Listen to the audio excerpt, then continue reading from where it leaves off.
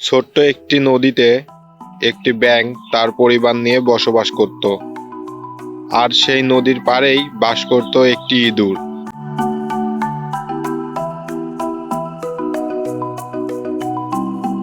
একদিন ব্যাঙ নদীর পাড়ে বসেছিল। হঠাৎ সে খেয়াল করলো একটি ইঁদুর তার দিকে এগিয়ে আসছে। ইঁদুরকে দেখে ব্যাঙ ভয় পেয়ে সঙ্গে সঙ্গে নদীতে ঝাঁপ দেওয়ার জন্য তৈরি হয়ে গেল। ব্যাঙটিকে ঝাঁপ দিতে দেখে ইঁদুর বলল, থামো, ভয় পেও না। তুমি কি আমাকে পিঠে করে ওই পারে নিতে পারবে? আমার অনেক ভয় করছে। কেন ব্যাঙ ভাই?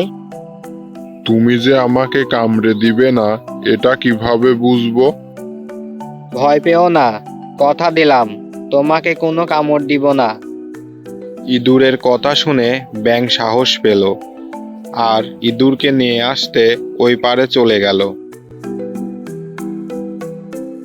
পাড়ে আসতেই ইঁদুর ব্যাঙটির পিঠে চেপে বসলো। ব্যাঙ ইঁদুরকে নিয়ে সাঁতরে নদীর ওপারের দিকে আলাপ করতে করতে চলতে শুরু করলো। ব্যাঙ ছিল একেবারেই ভয়হীন। ইঁদুরকে নিয়ে তার মনে কোনো ভয় ছিল না। চলতে চলতে তারা যখন মাঝ নদীতে গিয়ে পৌঁছালো, তখন ইঁদুর ব্যাঙের পিঠে কামড়াতে শুরু করলো। তুমি তো বলেছিলে আমাকে কামড়াবে না, তাহলে আমাকে কামড়াচ্ছ কেন? তুমি একবার আমার লেজটাকে মারিয়ে দিয়ে বেশ ব্যথা করে দিয়েছিলে।